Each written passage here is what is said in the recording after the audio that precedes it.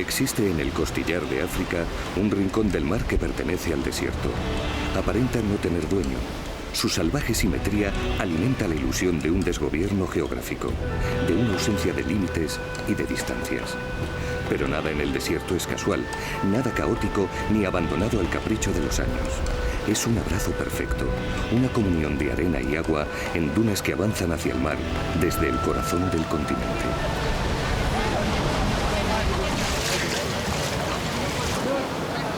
La franja norte del mar de Mauritania, a la altura del Sahel, se encuentra entre los lugares del mundo con mayor riqueza en recursos pesqueros. Desde hace 3 décadas, enormes barcos piscifactoría con banderas internacionales han esquilmado estas aguas con la complicidad del gobierno local. Al mismo tiempo, a lo largo de la costa, desde Nouakchott a Nouadhibou, miles de hombres se ganan la vida con la pesca artesanal en directa competencia con los grandes buques piscifactoría.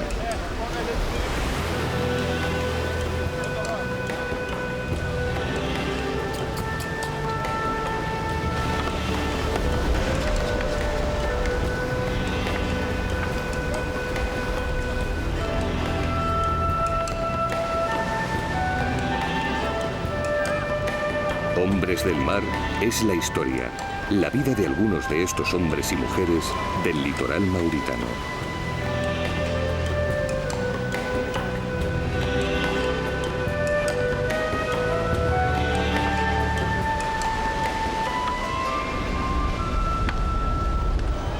Me llamo Bamba Fall. Nací en un pueblo de pescadores en el sur de Mauritania. Cuando llegué a Nouakchott en 1960, vivíamos en la ciudad unas 3.000 personas.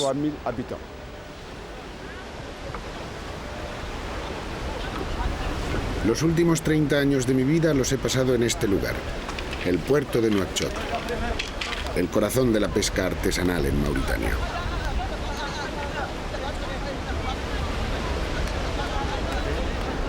El puerto es un universo en sí mismo.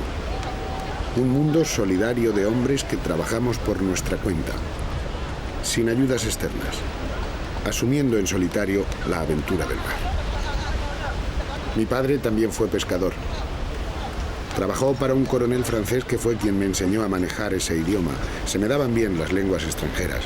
Eso y mi obsesión por los problemas sociales me ayudó a convertirme en jefe del sindicato de pescadores.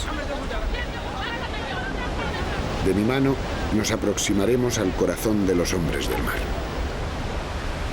Desde muy temprano, las tripulaciones se preparan para salir a pescar. La gran mayoría de los pescadores mauritanos somos negros, originarios del sur del país y de Senegal. Hasta hace unos años, las clases altas consideraban el pescado como un alimento vulgar. Nadie lo comía. Hoy está en la dieta de todo el mundo y se ha convertido en un gran negocio. A pesar de la buena coyuntura actual, los pescadores artesanos vivimos marginados. Se nos considera casta inferior dentro de una sociedad dominada por los árabes. El mar produce y se agota, pero el reparto de beneficios y sufrimiento es desigual. Mi amigo Ibrahim Ul-Mabarek es capitán de pinaza desde los 21 años. Hoy sale al mar con su tripulación después de varios días de reposo tras un grave accidente que los dejó en el dique seco. La pesca se desarrolla no lejos de la costa. Mientras navegan, los hombres otean el horizonte en busca de un banco de peces. Cuando lo encuentran, lanzan las redes y describen un círculo perfecto para crear en torno al banco un efecto campana que deja a sus presas atrapadas en el interior.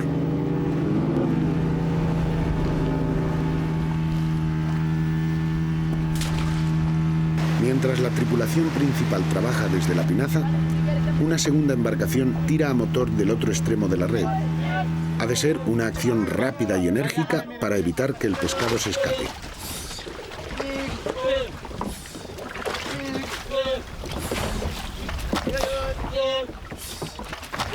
Durante la jornada, esta acción se repite una y otra vez hasta conseguir el objetivo o desfallecer de agotamiento físico. En esta ocasión no hubo suerte. Se lanzó la red demasiado tarde y los peces tuvieron tiempo de escapar. Pero el día es largo y ellos seguirán insistiendo.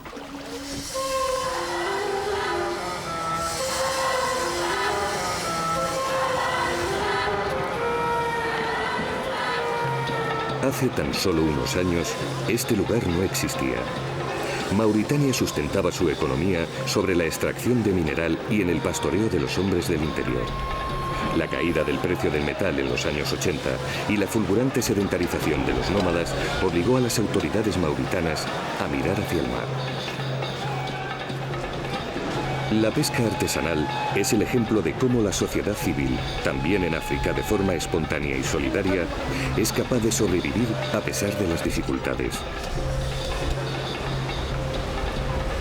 En la actualidad, un tercio de la población de Nouakchott vive directa o indirectamente de la actividad que genera el puerto.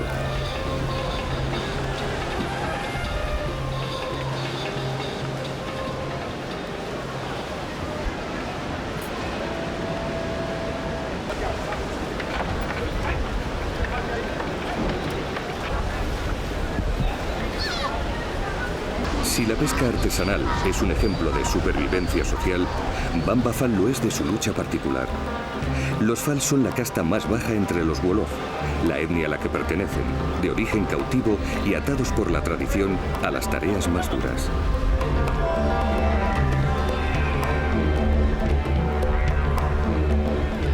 Su interés por aprender francés y acceder a la educación tuvo como finalidad romper con ese corsé de las castas. En la Mauritania actual, dominada aún por enfrentamientos raciales y de clase, son cientos, miles los hombres y mujeres que dedican sus vidas a pelear por la libertad. Bamba Fall es uno de ellos. Desde su puesto en el sindicato, trabaja para informar a los pescadores de sus derechos.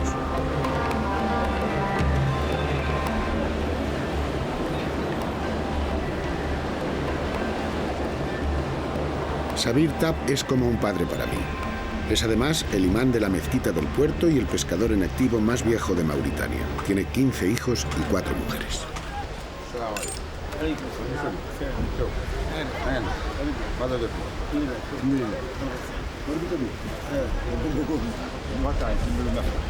Viejo Sabir, quisiera que me contaras cuál era la situación de la pesca cuando llegasteis aquí y cuáles son vuestros problemas actuales. Cuando llegamos aquí no había materiales modernos para pescar. Sin embargo, había muchos peces. Recuerdo que salíamos muy poco tiempo al mar y volvíamos con el barco lleno. A partir de 1960 comenzamos a comprar motores en Senegal y la pesca se hizo más fácil. En los últimos años hemos sufrido la llegada de grandes barcos y los peces están desapareciendo. Antes no hacía falta que nos alejásemos mucho de la costa. Ahora cada vez tenemos que irnos más lejos para pescar. Además, el precio de las máquinas es más y más caro mientras baja el del pescado. La mayoría de los muchachos que trabajan en el puerto son muy jóvenes. Cuéntame qué tipo de educación reciben vuestros hijos. A nosotros nos educaron nuestros padres para que nos acostumbrásemos a la vida en el mar. Nuestros hijos no han tenido nunca problemas con nadie, porque al hijo de un verdadero pescador jamás lo encontrarás en una comisaría de policía. Si quieres que tu hijo tenga una buena educación, tienes que traerlo aquí, a este pueblo de pescadores. Mira a esos chicos que están con las redes. Ninguno es mal educado o ladrón. Si te levantas por la mañana temprano, te vas a trabajar y vuelves muy tarde y muy cansado, nunca tendrás ganas de ir a robar o molestar a nadie. Sabir Taf no es solo el pescador más viejo y el imán de la mezquita, sino un hombre que, como Bamba Fall, ha peleado y aún lo hace por los intereses de los pescadores. Sabe que no es fácil luchar contra quienes controlan el país, pero tiene claro las causas y las consecuencias de sus problemas. Hay algunos que dicen ser pescadores y montan empresas ficticias para conseguir ayudas. Ellos no saben lo que es ser un pescador.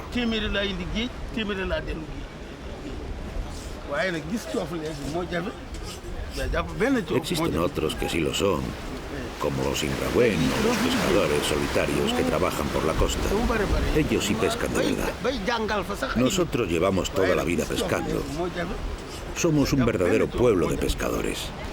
Esa gente que estás viendo con sus cajas están esperando llenarlas de peces, porque es su única esperanza. Toda la familia depende de esa caja.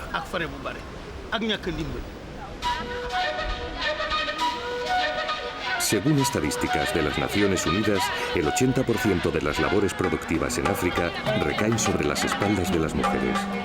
A ellas se debe que este intrincado laberinto de etnias, lenguas y mestizajes culturales se mantenga en pie a pesar de las dificultades.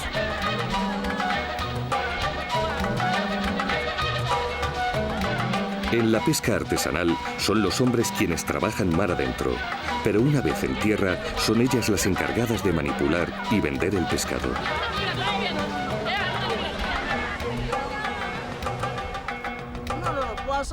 Ella es la mujer más influyente del mercado. Se llama Madame Bamba. Compra el 90% de la mantarraya y el tiburón que se pesca en el país con métodos artesanales. Los pescadores llegan desde muy lejos, hasta del banco de Arwin, en el norte, para venderle su producción. Ella lo sala, lo seca y lo exporta en grandes contingentes que envía a Ghana una vez al mes. Además de recibir en su secadero a quienes se acercan a ofrecerle mercancía, Madame Bamba pasea cada mañana por la playa en busca de los mejores ejemplares. Los precios cambian diariamente y ella los negocia en persona. Quizá les parezca mentira, pero el 80% de los puestos de trabajo que produce el mar en Mauritania tienen su origen en la pesca artesanal. Solo Madame Bamba, con su actividad de exportación a Ghana, genera ocupación para 500.000 de personas.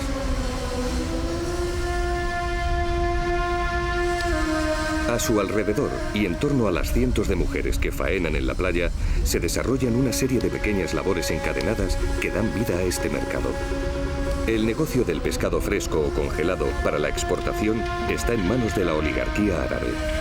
Los escasos intentos por parte de los pescadores para formar cooperativas han fracasado por el boicot de los grandes grupos de poder.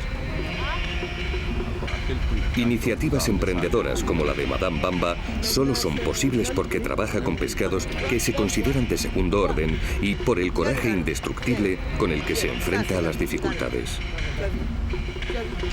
Además, el secado y salado es una técnica tradicional, antigua, desfasada y poco higiénica para los paladares refinados, pero aquí en África Occidental les encanta comerlo así. Ocurre también que para millones de africanos es el único pescado al que pueden acceder. Madame Bamba lo sabe y se encarga de satisfacer esas necesidades.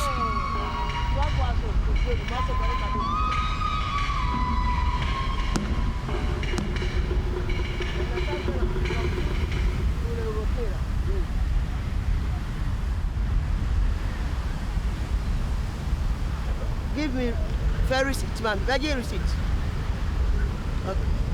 Okay, bye-bye.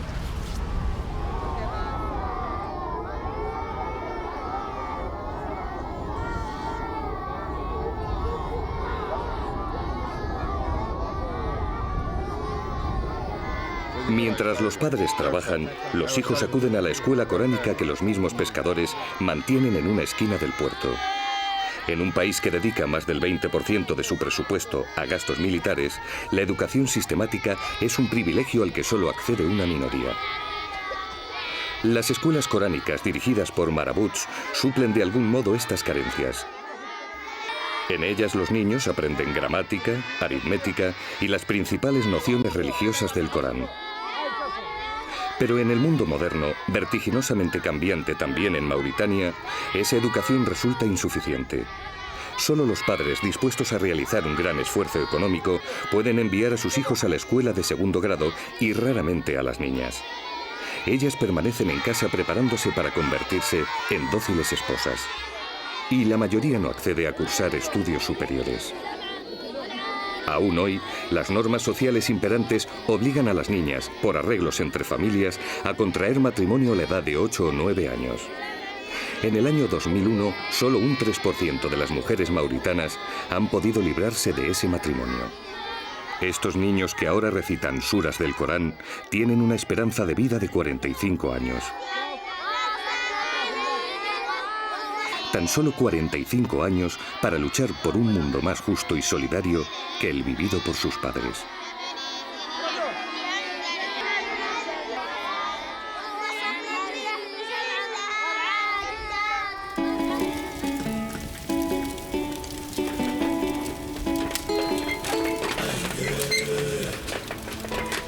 Modou Thiam es el herrero del puerto. De su taller salen la mayoría de las anclas, anzuelos y demás remaches metálicos que se usan en la pesca.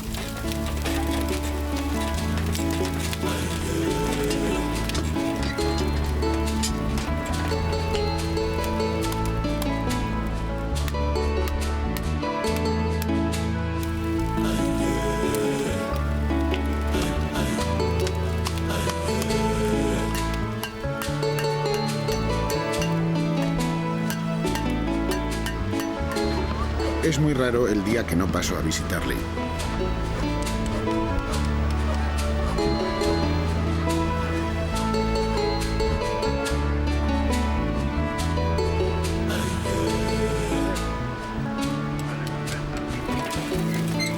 Modou, cuéntame dónde has aprendido esta profesión. Me la enseñó mi padre en Senegal. Empecé a ejercerla allí, luego me trasladé a Mauritania. Gracias a este oficio he construido mi casa y también pude casarme. Es un trabajo que me hace sentirme realizado porque lo hago con mis propias manos. Es una tradición familiar que viene de lejos. A los pescadores les preparo anclas y anzuelos como estos. Saco el hierro de cualquier sitio, reciclo todo tipo de objetos que me traen. Nada se tira aquí. Me vale un trozo de coche, una viga de hierro abandonada. Todo me vale.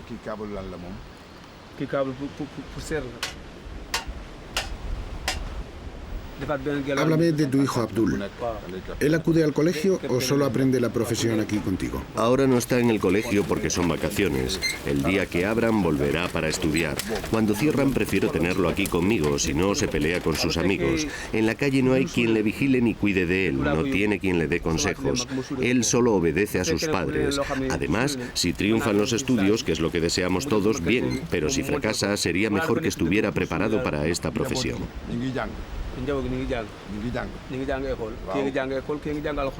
Entonces, ¿te consideras un hombre afortunado? ¿Estás contento con tu vida? Sí, muy contento. He trabajado todo lo que tenía que trabajar y a mi familia no le falta de nada. Vender más o vender menos es ya una cuestión de suerte. Dios me ha dado todo lo que tengo y a Él le doy las gracias. En el puerto somos casi autosuficientes. Tenemos nuestro propio astillero y sobre la misma playa trabajan los carpinteros que elaboran las embarcaciones. La madera sale de las pinazas que quedaron inservibles y de los clavos se encarga el herrero que funde los despojos de grandes barcos que encallan en la costa. El resto es pura voluntad.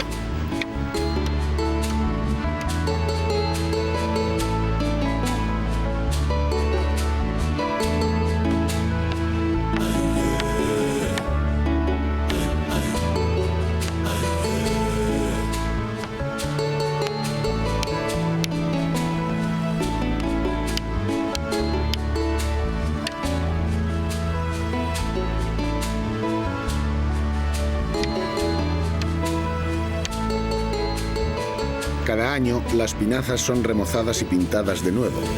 Mantienen el nombre, pero se las renueva el vestuario.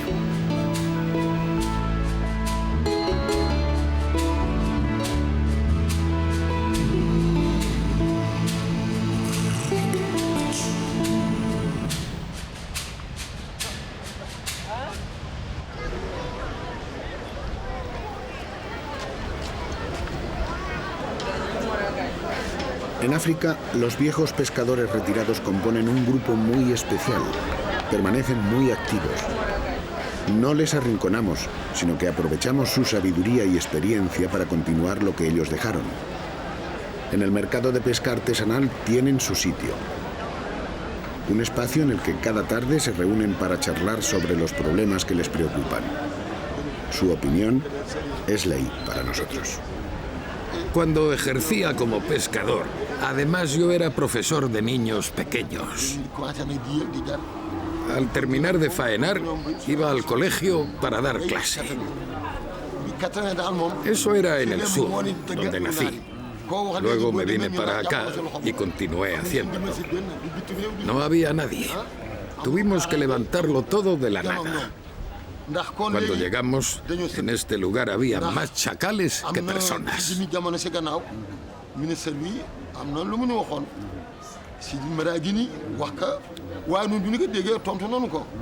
Hemos conseguido sobrevivir sin ayuda de nadie y estamos orgullosos de ello. Si alguien pierde la casa, todo el mundo se reúne y le ayuda a construir otra. Pero quiero que me digáis, ¿qué ha pasado con las cooperativas? Antes teníamos una organización y un representante que iba a la capital a negociar con el gobierno. Pero presiones de todo tipo nos obligaron a deshacerla. Ahora ya no tenemos nada. No les interesa que estemos unidos. A veces aparece gente que nos ofrece ayuda.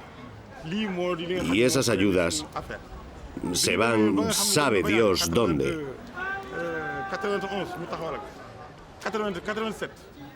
Los pescadores son profundamente musulmanes.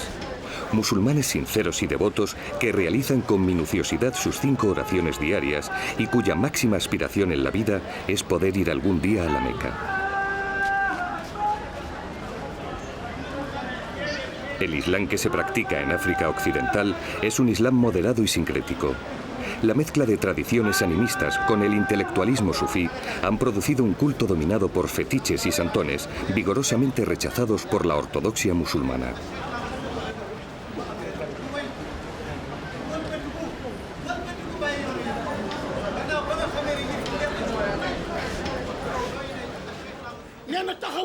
Todo está escrito en los versos del Corán.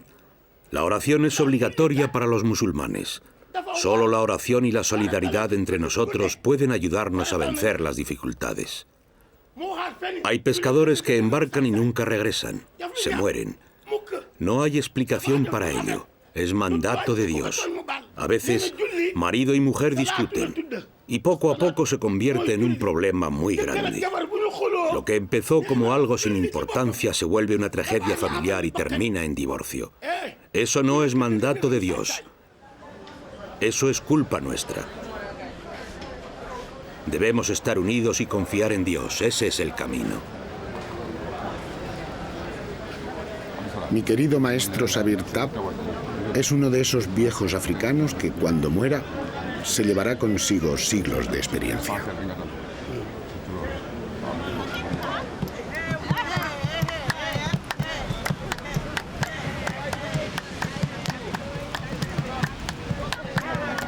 A mediodía, cuando el sol se encuentra en lo más alto y los pescadores aún faenan en el mar, las gentes del puerto se toman un respiro. Son horas de calor y de espera.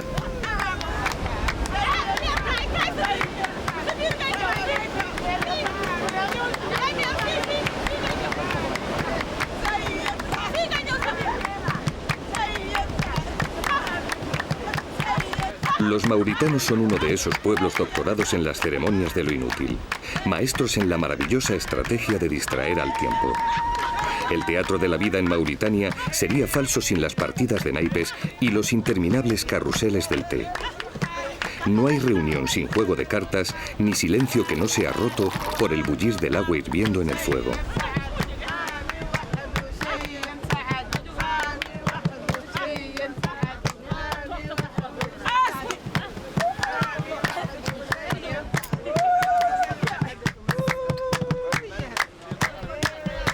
Se juega, se bebe y se canta. No hay abundancia, nunca la hubo, pero sí hay lo suficiente para celebrar el esfuerzo diario como un triunfo ante la vida. Los peores años de la sequía pasaron. También se fueron los días en que el pescado abundaba. Ha quedado el deseo de la lucha por la supervivencia, la necesidad de renovar constantemente el crédito de mirar de frente a los ojos del futuro.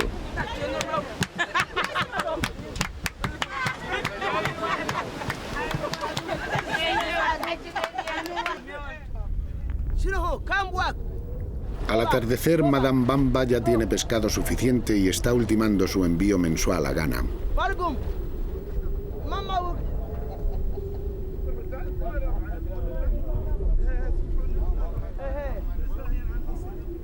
Ya sabemos cómo trabajas el pescado con la técnica de la sal. Ahora quisiera que me contases si es difícil para ti trabajar en la playa con los pescadores. No, ya no es fácil. No, no es difícil. Aquí tengo muy buenas relaciones con los pescadores. Incluso cuando les falta dinero para la gasolina se lo presto. Aunque sea por problemas familiares u otras cosas, también se lo presto. Después me lo devuelven en unos días. Siempre tengo mucho pescado y eso es gracias a la confianza que hay entre nosotros. Todos los pescadores me conocen y me respetan.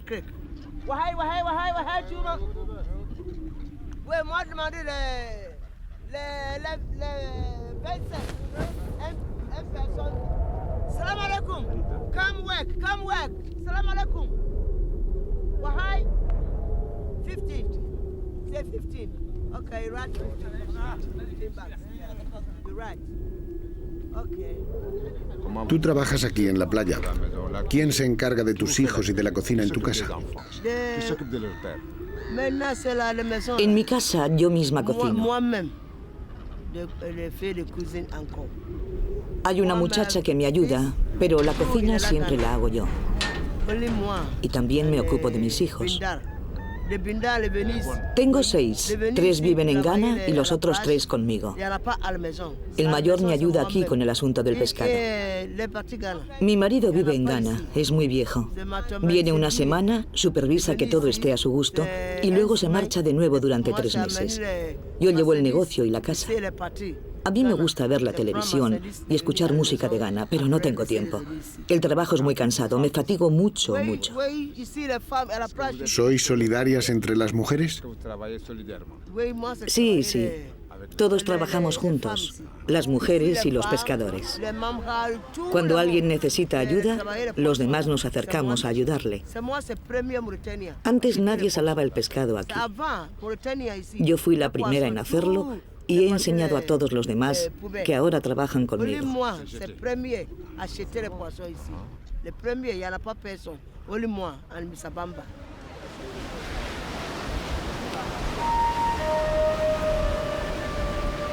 El mar no tiene fronteras.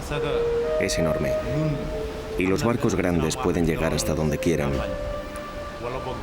Son ellos los que entran en nuestro territorio. Nosotros tuvimos un accidente hace poco y nuestro barco volcó. Íbamos 21 personas dentro. Todos los pescadores de barcos pequeños nos encontrábamos en la misma zona. Estuvimos faenando tranquilamente durante 2 o 3 horas. Cuando atardeció, algunas de las pinazas se marcharon, pero nosotros nos quedamos hasta la noche. Llevábamos mucho tiempo sin dormir, estábamos agotados.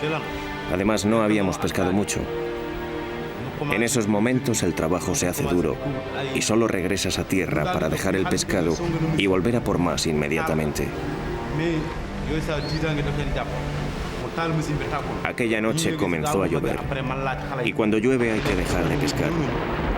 Así que tratamos de descansar hasta el día siguiente, pero allí dentro, en el barco, en el mar. Vi una luz que se dirigía hacia nosotros. Sentimos el ruido de un barco que se acercaba muy rápido. No sabíamos qué hacer. Intentamos arrancar el motor y del nerviosismo la cuerda de arranque se rompió. Ya no nos quedaba más remedio que sentarnos y confiar en Dios. Algunos se lanzaron al agua para escapar nadando. Por suerte, compañeros nuestros estaban cerca y los que se lanzaron al mar llegaron hasta sus pinazas. Los demás no queríamos abandonar el barco, un motor es carísimo. Nos quedamos mirando y rezando para que aquel monstruo pasase sin darnos. Pero no fue así. El barco vino directo hacia nosotros y chocó arrollándonos. Nos tiramos al agua. La mayoría tuvimos suerte de poder sujetarnos con los restos del naufragio. Sentía mucha rabia, una enorme impotencia de no poder hacer nada por los demás. Fallaban las fuerzas por el miedo y el cansancio, y muchos no sabían nadar. Además era de madrugada y llevábamos todo el día trabajando. Cuando llegó un barco a auxiliarnos, subimos a él y empecé a preguntar, ¿nos hemos salvado todos? Sí, me dijeron. Grité sus nombres uno a uno. Si alguien no contestaba, repetía su nombre más alto. Cuando terminé la lista, 3 no habían contestado. Enseguida comprendí que estaban muertos.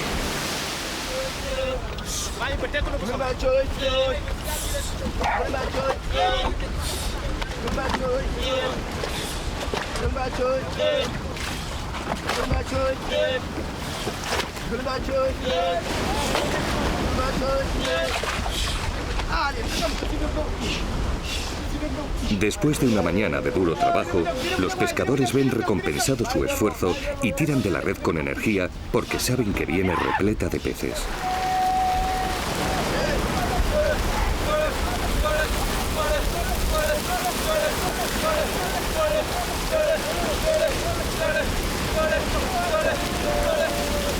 Son hombres tenaces y orgullosos que semanas atrás salían ilesos de un naufragio y hoy celebran su reencuentro con la vida. A pesar del pillaje, de la presión al que los grandes barcos factorían sometido al mar, la costa mauritana sigue siendo exuberante. Pero no hay que engañarse. Hace 10 años lo era mucho más. ¿Hasta cuándo resistirá?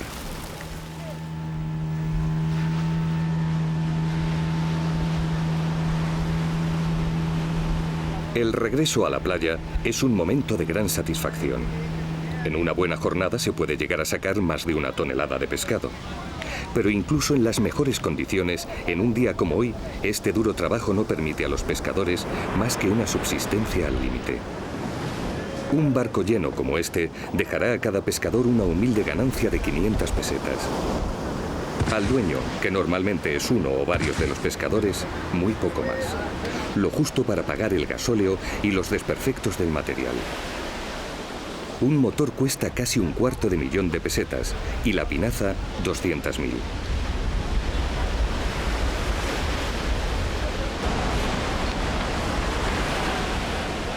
A menudo, cuando en la costa más cercana el pescado escasea, los capitanes organizan campañas en alta mar que duran entre 7 y 10 días.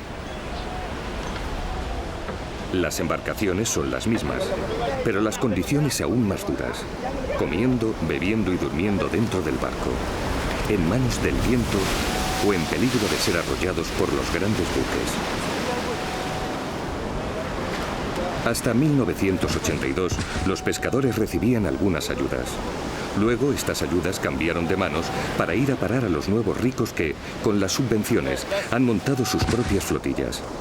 No tienen experiencia, no respetan los contratos ni las normas que, desde siempre, han regido la pesca.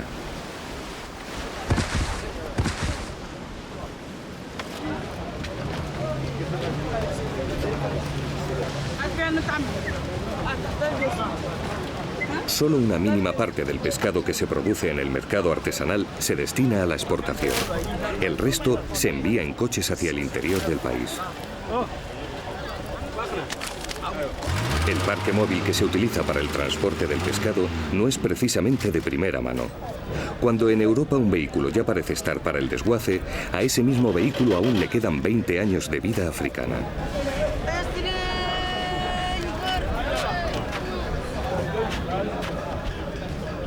Y cuando después de esos 20 años haya dado su último suspiro, el reciclaje le permitirá reencarnarse en carretilla, en cafetera o en clavos para las pinazas.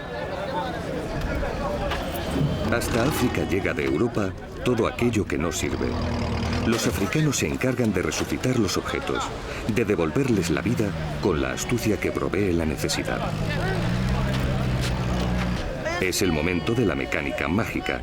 En África todo el mundo opina, solo uno trabaja y el resto mira. Pero cuando la magia también falla, no queda más remedio que tirar del método tradicional. Como en el mar, uno grita y el resto empuja.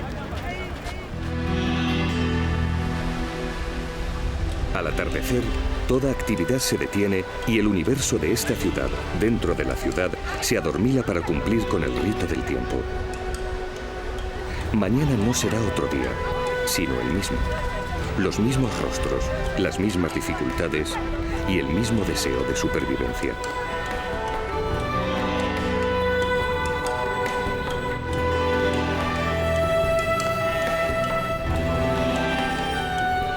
Yo he dedicado mi vida a trabajar con los hombres del mar en el puerto de Nuakchot y a lo largo de toda la costa. Viajaremos hacia el norte del país a través del estrecho pasillo de arena y agua por el que pasa el tráfico rodado cuando baja la marea. Actualmente, y hasta que vuelvan a abrirse las rutas argelinas de In Salah y Tamanrasset, este es el único paso que comunica el norte de África con el África occidental subsahariana. A lo largo de esta línea costera, he vivido y trabajado con diversas comunidades de pescadores artesanales. La gran mayoría de ellos han sido los únicos habitantes de estas tierras durante siglos. Los demás han ido llegando en las últimas décadas.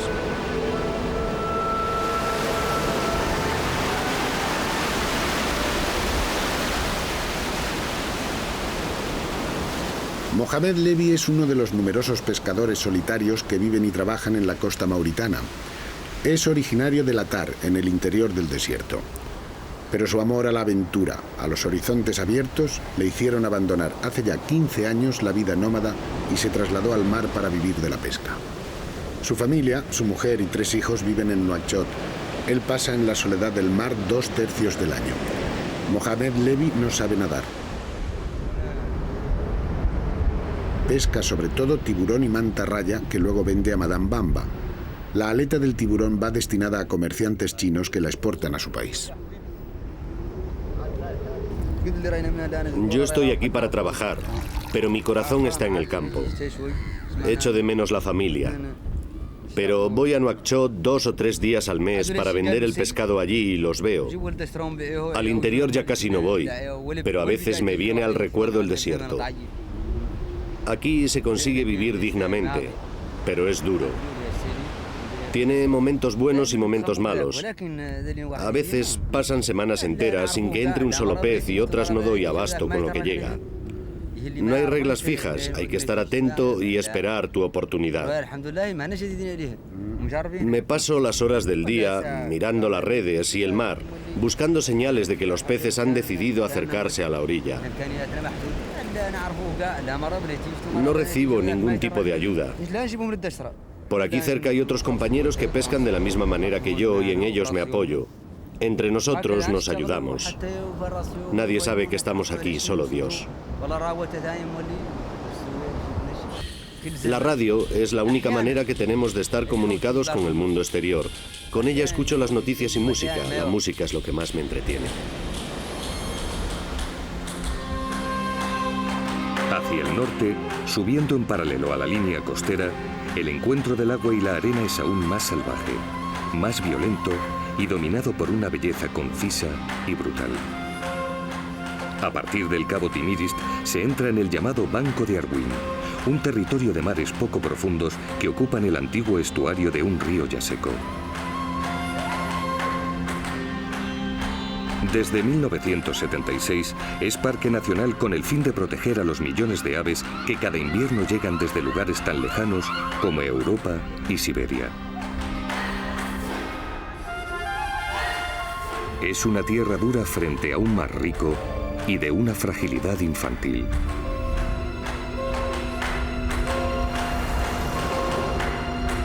Una tierra cuyo paisaje humano apenas ha cambiado desde hace siglos. Los Sinragüen, únicos pescadores que han vivido en el litoral mauritano desde siempre, también bucean en las contradicciones de la modernidad. Están protegidos por las leyes del parque, pero esas mismas leyes que les protegen son el freno que les impide engancharse al tren del progreso.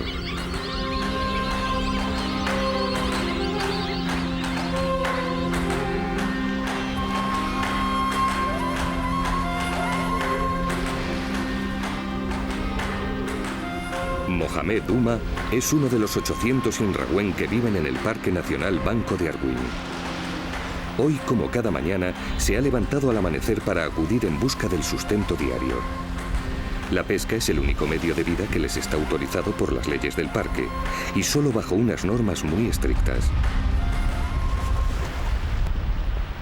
De los Sinragüen ya hablaban los primeros navegantes portugueses que merodearon por aquí. Hasta hace muy poco, los Sinragüen han sido esclavos de los Gulates Bah, nómadas que se dedicaban al pastoreo de camellos. No sentían los nómadas especial aprecio por el pescado, pero comerciaban con él, lo utilizaban seco y salado para transportarlo más al sur, donde tenía más demanda.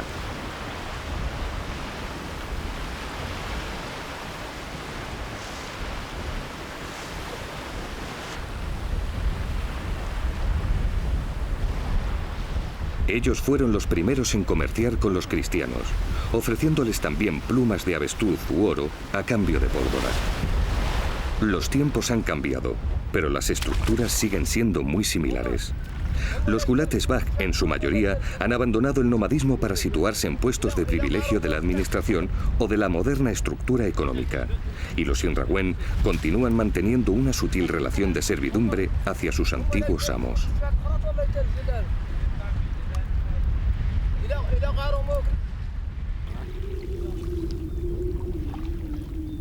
El método de pesca utilizado por los Sinrawen es muy tradicional.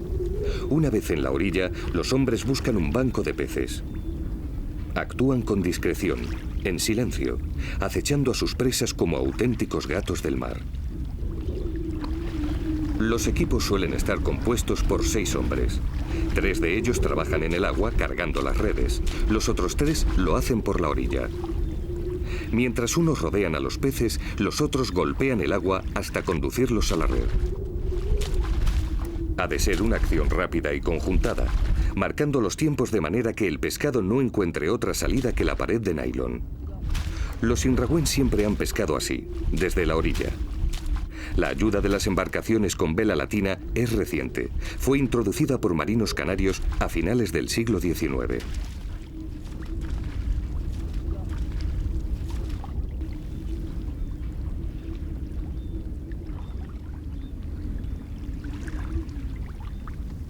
Hay una antigua leyenda, alimentada por el naturalista Jacques Cousteau, según la cual los Sinrawen harían sus capturas con la ayuda de delfines. Cuentan que los hombres se comunican con ellos y por medio de un lenguaje secreto, los delfines captan sus órdenes y dirigen a los peces hacia la red. Por desgracia, es solo una leyenda. Es cierto que los pescadores a menudo los utilizan para localizar los grandes bancos, pero nada más.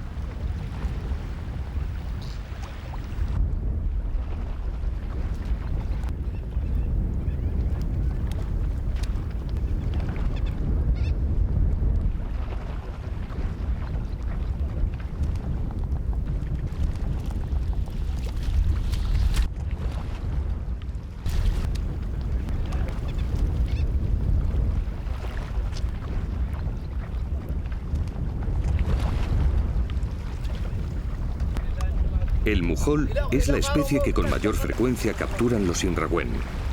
Al moverse en grandes grupos y muy cerca de la orilla, los peces facilitan su captura, aunque el premio que reciben los pescadores no es especialmente gratificante. El mujol es una captura poco apreciada en los mercados internacionales y carece de otro valor que no sea el autoconsumo y el mercado interior.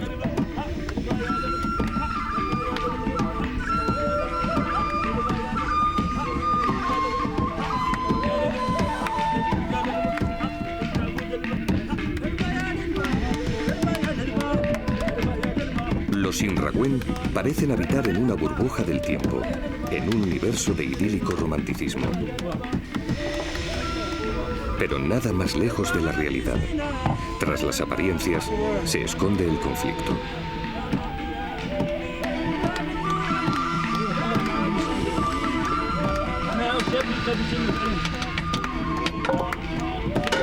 Los Sinrawen no son ajenos a los problemas que sufren los grupos humanos que habitan en el interior de los espacios protegidos.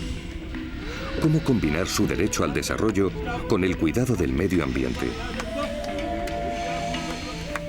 Tampoco son ajenos a los intensos dilemas de las culturas tradicionales frente a los retos de la modernidad. ¿Es posible equilibrar la adaptación al progreso con el respeto a la identidad? ¿Con el derecho de todos los pueblos a conservar su cultura? ¿Con la necesidad que tiene la humanidad de que la diversidad sea conservada?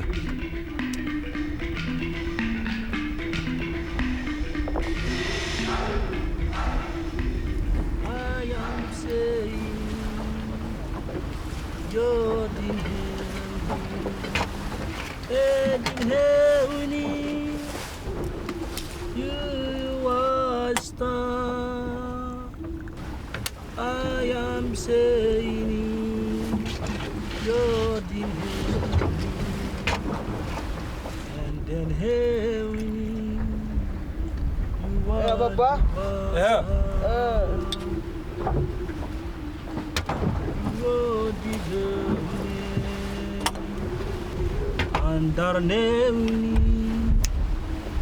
Vivimos con muchas limitaciones.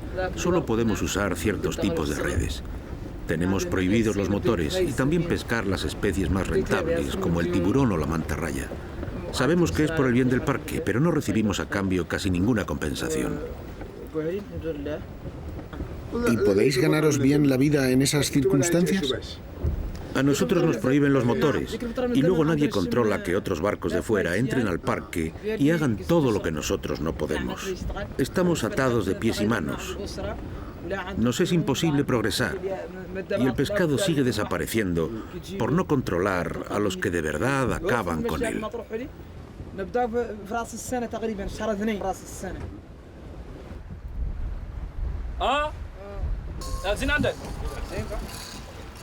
Durante las semanas que duró el rodaje, Van Bafal no dejó de hablarnos de un lugar que le provocaba inquietud, a la vez que una cierta fascinación. Era la isla de Arwin, una moderna reencarnación de la República de Mujeres, las gobernadoras y paridoras que usan a los hombres como fecundadores y braceros.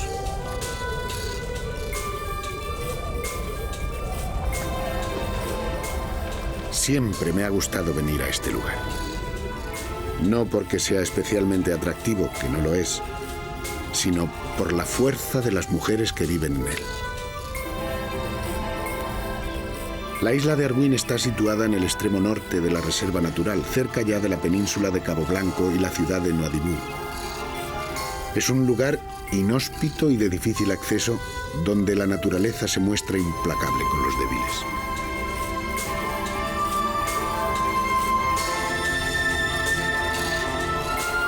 Hasta bien entrado el siglo XX, aquí solo se habían atrevido a instalarse algunos navegantes portugueses y pequeñas colonias de pescadores que pronto emigraban a geografías menos crueles.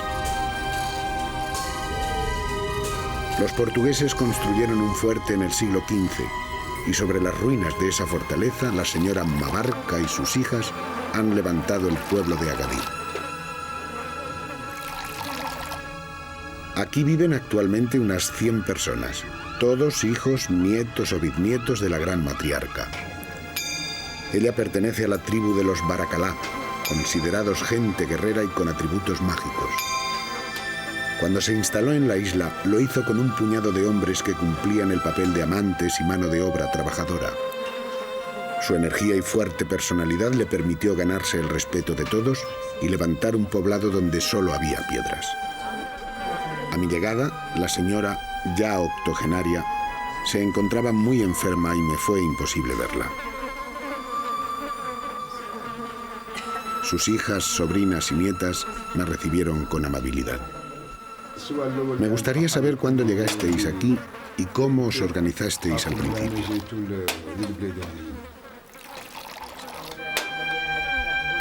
Mi madre y mis tías llegaron aquí el mismo año que pusieron los raíles del tren de las minas. Supongo que los blancos que lo hicieron sabrán el año exacto. Creo que fue en 1962. Se instalaron con tiendas y lo primero que mi madre mandó hacer fue poner en funcionamiento los antiguos depósitos de agua de los portugueses. Luego, todo se fue haciendo entre todos poco a poco, trabajando mucho. ¿Cuál es la relación que tenéis con los hombres que viven con vosotras? Aquí todos somos iguales. Nosotras marcamos las normas y decidimos cuándo debe hacerse tal o cual cosa. Pero a la hora del trabajo, todos trabajamos lo mismo, sin distinción de sexos. Algunas de nosotras tenemos un marido, otras son solteras, divorciadas o se han casado varias veces. Lo más importante en Agadir es tener muchos hijos y que el pueblo crezca. Eso es lo más importante, dar muchos hijos. Nuestra madre cuando llegó aquí tenía varios amantes que la siguieron desde el pueblo en el que vivían antes. Ella siempre fue fuerte para cumplir sus objetivos y el principal era procrear e inculcarnos a nosotras esa misma fuerza. Mis hijas y las hijas de mis sobrinas están creciendo de igual forma.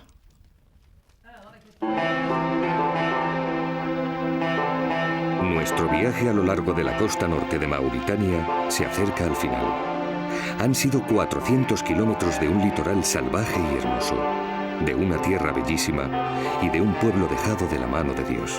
Y para terminar, el cementerio de barcos de Nouadhibou, un paraje muy especial, un escenario simbólico, un espacio que se ha forjado a sí mismo como una siniestra metáfora del mar mauritano.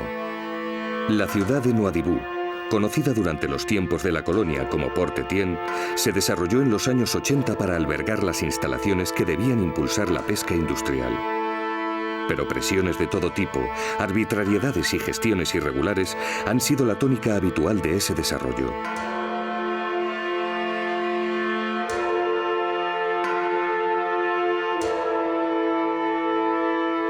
Una de sus consecuencias ha sido el abandono de barcos a lo largo de toda la costa, pero especialmente en la bahía de Nouadhibou. Unas veces las averías o los encallamientos y otras las multas no pagadas han ido creando con la necesaria ayuda del tiempo un sorprendente basurero de chatarra náutica. En la superficie hay más de 100, bajo el agua dicen que cerca de 1 millar. Es un escenario trágico y bello, con una estética de herrumbrosa perversidad. Un espacio que alimenta el contraste entre el negocio industrial y los pescadores artesanos. La prepotencia del acero frente a la supervivencia y la solidaridad.